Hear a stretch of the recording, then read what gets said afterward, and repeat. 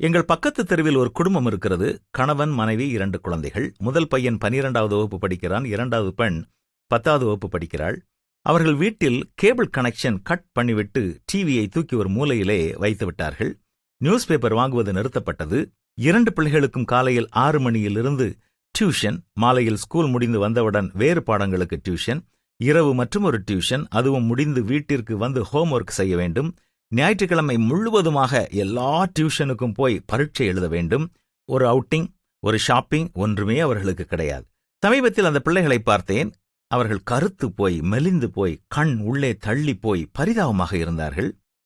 உங்கள் வீட்டில் உள்ள பிள்ளைகள் பப்ளிக் எக்ஸாமினேஷன் எழுத போற பிள்ளைகளாக இருக்கலாம். நீங்களும் அவர்களை இப்படி கஷ்டப்படுத்துகிறீர்களா? குதிரை யுத்த நாளுக்கு ஆயத்தப்படுத்தப்படும், ஜெயமோ கர்த்தலால் வரும் என்று வேதாகவும் நமக்கு சொல்லிக் கொடுக்கிறது அல்லவா?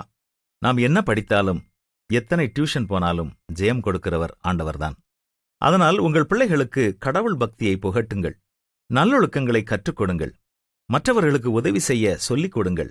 படிப்பின் முக்கியத்துவத்தை எடுத்து சொல்லுங்கள். படிப்பில் ஆர்வத்தை ஊட்டுங்கள்.